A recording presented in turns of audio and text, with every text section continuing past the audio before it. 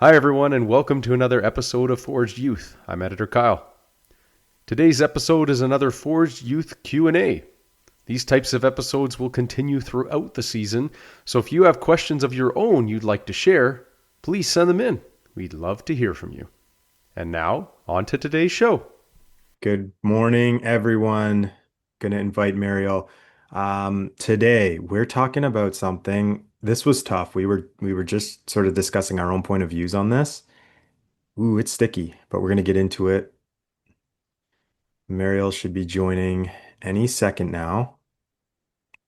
What's up, Dare? Mr. Darren, Mr. Aiden. That's school. Maybe lunchtime. Okay, I'm gonna hop right into it, Mariel. You're here now. So this one is so hard. Like we're in tryout season. Hmm.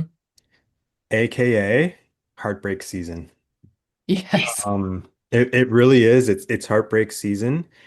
I saw a post this morning on elite AAA hockey and getting to the next level. Okay, it's a Facebook group. Hang out in there quite a bit.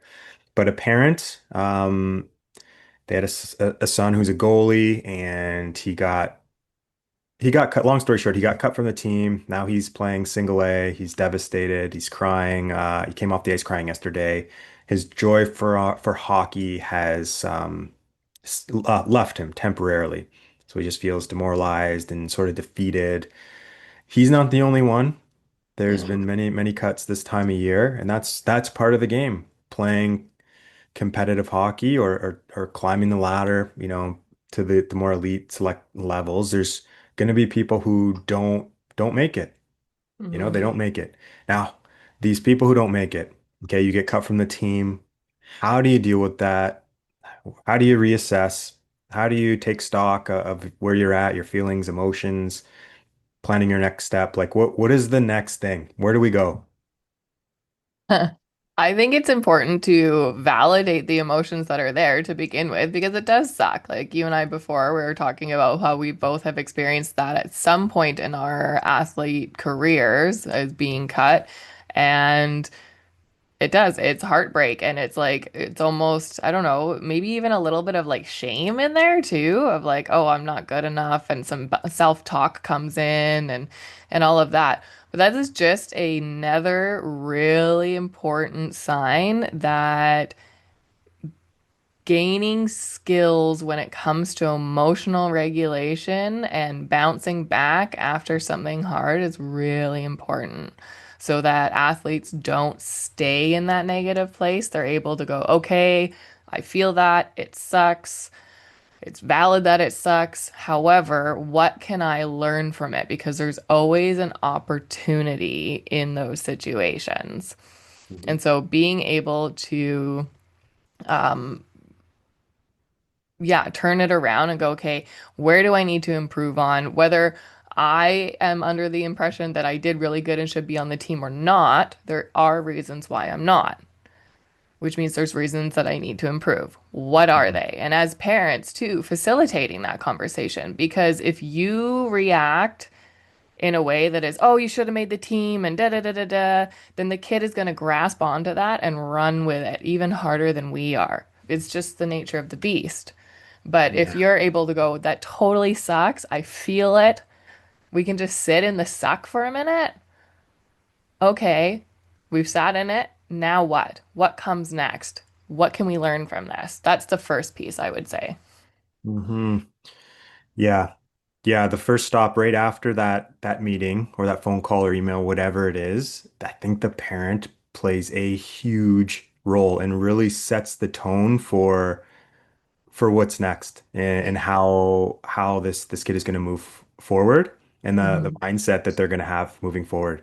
If they have a feeling that their parent is totally supporting them emotionally, like that warm hug of, you know what, it's okay, let's plan our next step. That's going to give the kid confidence that everything is going to be okay. It's going to give the athlete Hmm. the confidence that everything is going to be okay and that they can start thinking about the next step. And there's no shame and there's no embarrassment. It's just part of the process.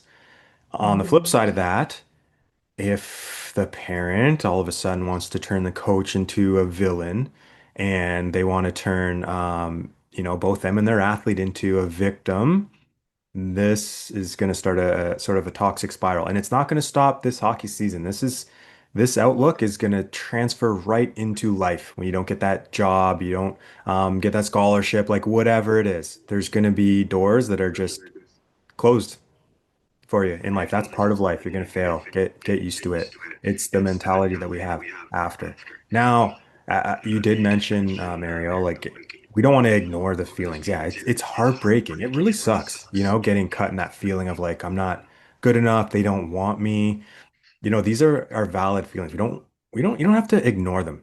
Acknowledge them, but maybe perhaps we can use those emotions as fuel for a Hmm. fire, just a burning to come back next year or join a next team and really make an impact.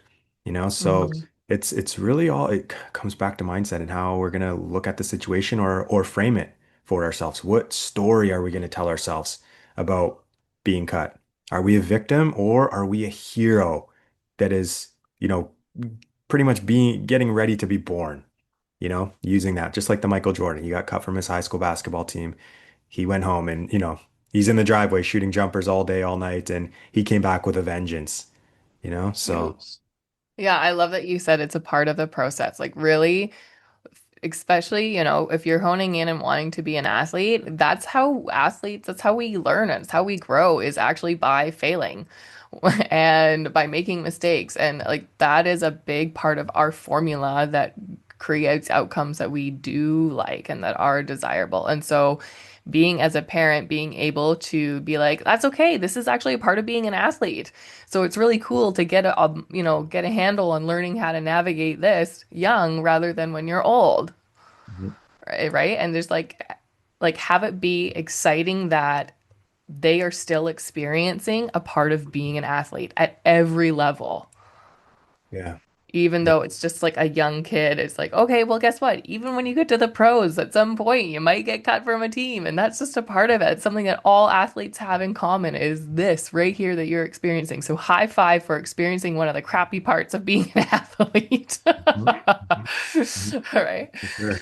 Yeah, Yeah, yeah. it is an opportunity. So as mentioned already, we were chatting before about this, and we each have a story of being cut. Yep. So I'll tell you my and the viewers story of getting cut. This would be my last year in the American Hockey League, and I went as a walk-on, essentially, to the Hamilton Bulldogs of the American Hockey League. At the time, they were the farm team for the Montreal Canadiens. And what made this team, what made me like really want to be there, was that it was like 30 minutes from my hometown. So my family was gonna be there. My girlfriend, she was working. Like everyone could stay in their like normal lives, and I would be home on days off. And it was just a really great situation. And I was one of the last cut. It was me and another player, Alex Belzio, who went on to have an amazing career, a great player. We were let go, and I knew it was tough. I had a great camp, but I knew it was right up against the wire, that last exhibition game, and it was my worst of the entire camp. And the reason was because I wanted it too bad. I wanted it so bad that I wanted it too bad. And it ultimately handcuffed me, locked me up on the ice. I just couldn't get out of my own head, didn't have any of the tools that we teach, the neutralizer, just worrying about things that were within my control. But ultimately, unfavorable outcome. But the season was starting, and there was really no time to dwell on it. I think my dad was more upset than I was. Immediately, just got on the phone to my agent and any coaches that I knew, and it's like, hey, I need a job. Like, just give me an opportunity. I ended up signing a contract in a lower league for the East Coast Hockey League and went there, and it was a lower league. I was a veteran player at the time, so now all of a sudden I'm in a position where I'm an impact player on this team. I'm going to be playing in every key situation, and also I'm going to be in a leadership position, a leadership Mhm. role. So it's coming down there and showing these young guys, okay, this is how you respond when things don't go your way. This is how you conduct yourself as a pro. If you wanna stick around, these are the type of habits and attitudes you have to carry. This is how you prepare. This is how you sort of cool down and get ready for the next ice timer game. So it was a few weeks, and I was called back up to Hamilton, and I was there the rest of the season. So, yeah, it's a door closing on you. It opens up more opportunities, but you just have to step back, step away, allow yourself to ground a little bit, and just focus on what's next. Yeah, I love that. That's interesting, hey. It's just about how we get so lost in the outcome that we want. We want things Mm. so bad that we forget where our feet are and what we need to be doing in that moment. Because in that moment, the end doesn't play into it at all. It's just because if I'm not doing what I need to be doing right here, right now, it's not even going to matter. So I love that piece of your story that you acknowledged that you wanted it so bad that it became a detriment. Mhm. Yeah. And for myself, it was volleyball. It was provincial team volleyball. And the year before I had made the team, I was a starter, I won medals, like the whole thing. And so the year back when I came to do tryouts again, I kind of thought it was in the bag and I was trying hard, but I also wasn't leaving it all on the line because I was a little bit injured at the time as well. Mhm. And so I just was like, well, my coach, like they know that I am struggling with a sore shoulder right now, and so I'll just kind of show up and go through the motions, but it'll be okay. Wrong mindset. Because everybody else there was fighting for their lives. And so I got cut. And it was like embarrassing because I was the player that was coming back and I didn't get chosen and it just sucked. Like I was heartbroken. And the tryouts were about 4 or 5 hours away from where I lived. So the whole ride home, I was just like bawling my eyes out and so like mortified at myself and disappointed in myself. Mhm. And by the time I got home, I had kind of like pulled myself together and was like, okay, well, what now? Hey there. Quick pause to say thank you. If you're listening right now, you're already a part of something powerful. We're here to help young athletes and their families build grit, resilience, and purpose. And your support makes that possible. Did you know that over half of podcast listeners never hit follow? That one click actually helps us grow, get bigger, and reach more people who need to hear this. So if you're enjoying this episode, please hit follow or subscribe. It's free, it takes a second, and it really does mean the world to us.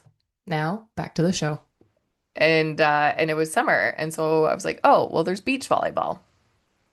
I can play beach volleyball." And actually up until this point, I hadn't competitively played beach volleyball. I'd done it for fun with friends and like that kind of stuff, but I hadn't actually competed. And so I was like, okay, well, this year I'll take it more seriously and I'll compete. And so I got a beach volleyball partner and we trained and we went in the tournaments and we ended up winning everything and and making provincial team for beach volleyball that summer, that year.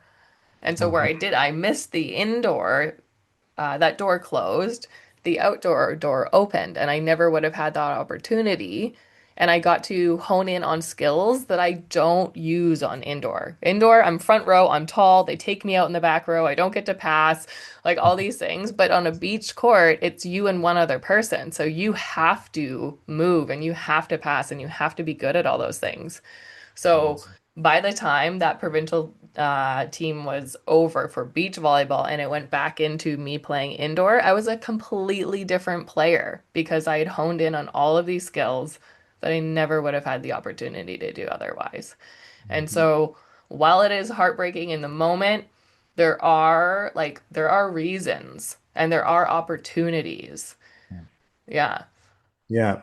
Yeah, I'm thinking of this young player, and you're totally right. It's like it might not be where you want to be or think you should be, but this whole new opportunity presents itself. Now, for this young hockey player, they don't make the AAA or the AA team. Okay, now they're in single A. They don't think they should be there. Now this young athlete has a choice to make. Do I want to show up like I'm too good to be here? Do I want to moan about it, be a little pouty, or do I want to come in here and show everyone I don't belong here. I belong up there. Hmm. And not only that, now you're probably in a position where okay, you're maybe the star player, an impact player. Now all of a sudden you're a leader, and there's a whole different sort of flavor of pressure that comes along with that. When the team is not doing so good, players are looking to you. How do you respond? How do you carry yourself? You know, maybe once in a while you have to put your team on the back. You're taking on so much more responsibility. These are soft skills, and they're going to present themselves time and time again throughout sport and life. So, Hmm. being a leader, it takes reps too. It takes practice. So there's learning opportunities everywhere. It's just how we frame the situation. Yeah, and I think too, a big piece of this is that if you're passionate about a sport, you are passionate about the sport in the dips and the highs. Like you Yeah. can be angry at the sport, but it doesn't make you want to like quit, right? Mhm. And so there are times where our sports suck and they like demand so much from us, or we're not getting what we think we deserve, or the coach is being hard, or there's team drama, or whatever it is. We are not recruited to the school that we want to go. Like, if we are truly passionate about the sport and what it's bringing to our lives and we love it so much, when hard things show up, it's not a, oh, there's an exit. It's a, how do I lean into this? It doesn't matter. I'm going anyways. Mhm. And so if, that could also be a sign to parents too, that if every time something hard comes up, that your kid is like, whatever, it's not worth it. It's not worth it. That's also okay. Maybe that's not their thing that's worth it. Maybe there's something else that is worth it. Maybe they actually like throw a football and are like, "Oh my God, this is my thing," or get in a pool or diving or whatever it is, chess club, like who knows, but it's okay if what they originally chose starts to dissipate because of roadblocks and they don't have that fire in them.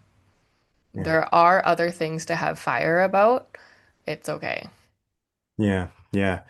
Yeah, this there's actually a good book. I wish I could remember what it's called, but essentially it's like when, and this could probably be another topic for another day, but we'll just like maybe great glaze the surface.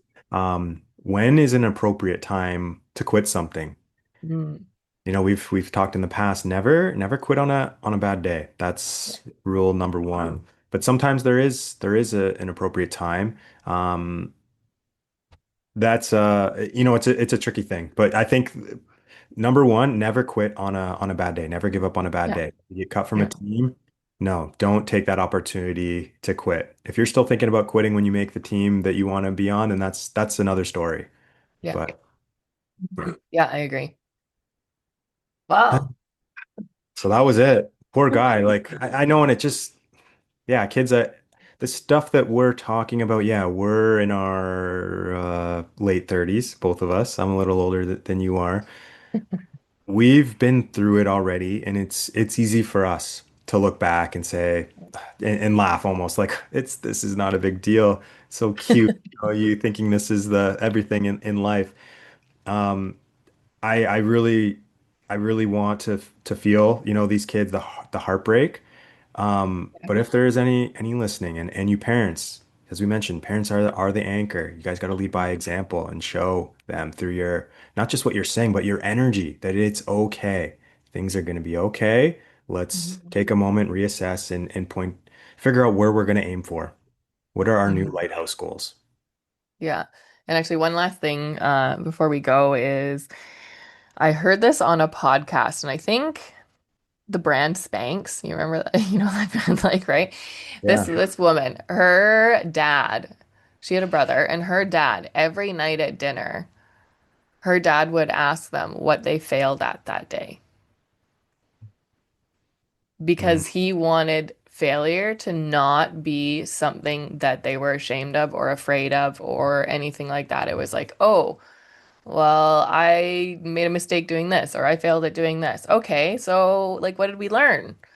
Awesome. And so it showed them that they could turn failures into opportunities and also that it was really good to take risks, try new things, right? And so that could be something really interesting as a parent to maybe adopt into your family communication is every once in a while, maybe it doesn't have to be every day at dinner or whatever, but just bringing that up every once in a while. How did you fail today? And sharing how you failed and what you learned too. Because when kids see that, they get a lot more comfortable. which is really, really cool. Yeah. Yep, totally. Tomorrow, we're coming up on Wednesday, Whoop, whoop.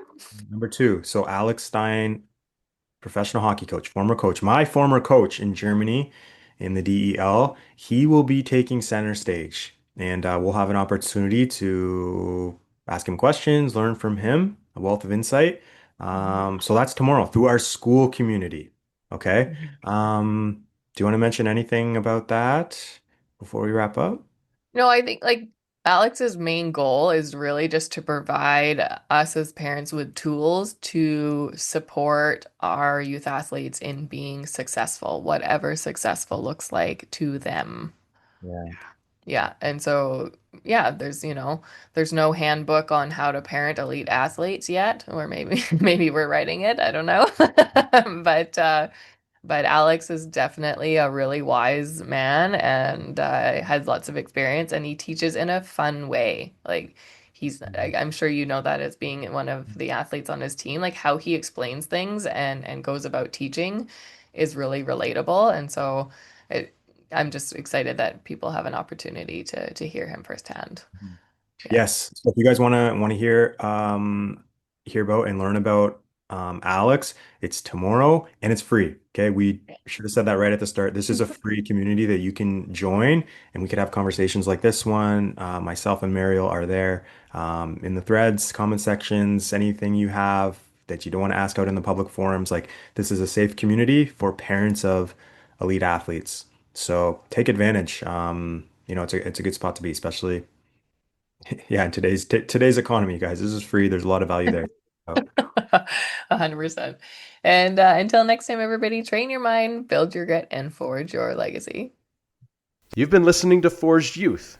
New episodes drop every week, so if this hits home for you, throw us a follow and subscribe. Forged Youth, where resilience is trained.